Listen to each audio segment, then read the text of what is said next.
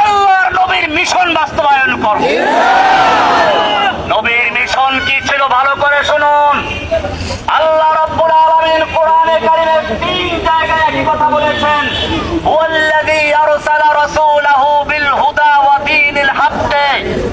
আল্লাহ তাআলা যিনি তার রাসূলকে দ্বীনে হক এবং হেদায়েত দিয়ে প্রেরণ করেছেন, এজন্য লিইয়ুযহিরাহু আলা দ্বীনি কুল্লিহি, অন্য সকল দ্বীনে বাতিলের উপরে দ্বীনে হককে বিজয়ী করার জন্য।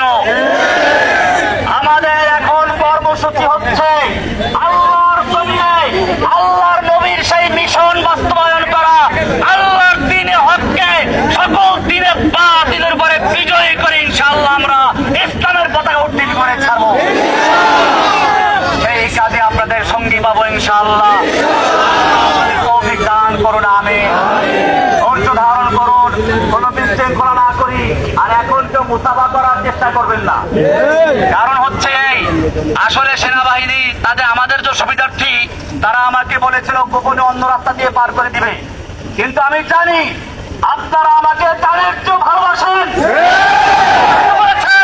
আপনাদেরকে গালে রেখে অন্য পথে যাওয়াটা আমি পছন্দ করি না।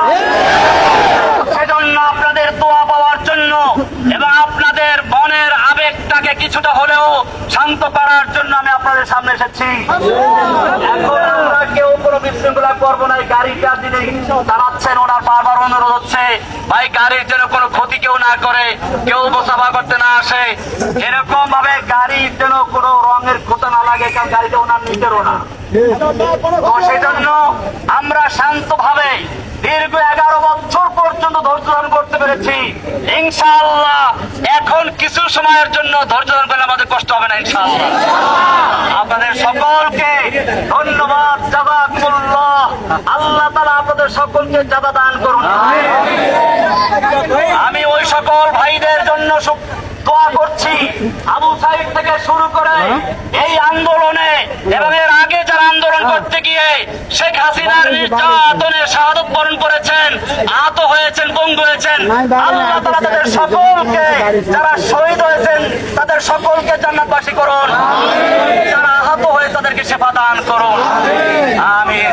আপনাদের সকলের হায়াত দারাজ হোক, আল্লাহ তাআলা সকলকে হায়াতে তয়্যিবা নসিব করুন, সুস্থ সবল অবস্থা রাখুন, এর জন্য কবুল করুন, আমিন।